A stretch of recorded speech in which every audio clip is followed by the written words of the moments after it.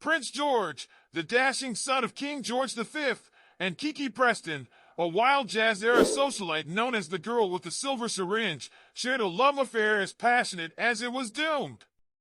Their relationship captured the rebellious spirit of the Roaring Twenties, but left behind a legacy of scandal, heartbreak, and mystery. Nicknamed Gorgeous Georgie, Prince George was the royal family's heartthrob during the decadent 1920s.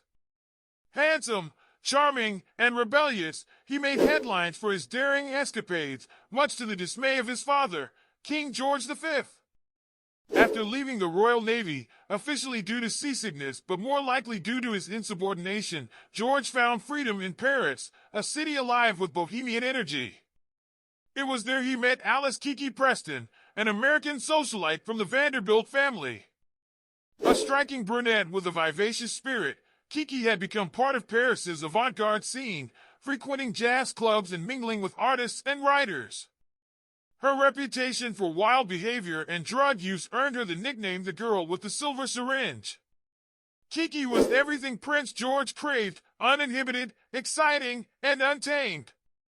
Their affair was passionate but reckless. Kiki introduced George to cocaine and morphine, further scandalizing the royal family. Despite his father's efforts to separate them, George begged Kiki to follow him to London, where their love affair continued in defiance of royal expectations. The king eventually intervened, forcing Kiki to leave the country. George was sent to his brother Edward's estate, where he was weaned off drugs under strict supervision. In the wake of their separation, George reluctantly married Princess Marina of Greece in 1934, a union that turned out to be stable and publicly successful. But rumors persisted that Kiki had borne George a child, a boy named Antoine Carslake, later known as Michael Canfield. The child was quietly adopted by a New York publisher, leaving a tantalizing mystery about the true nature of their connection. Meanwhile, Kiki's life unraveled. She and her husband, Jerome Preston, joined Kenya's notorious Happy Valley Set, a hedonistic group of British expatriates infamous for their decadent lifestyles. Openly injecting drugs at parties, Kiki embraced her reputation with abandon. Tragedy struck repeatedly. She became widowed in 1937, and during World War II, her son Ethan Allen died during the D-Day landings. Even after George's mysterious death in a 1942 plane crash, Kiki remained haunted by their love.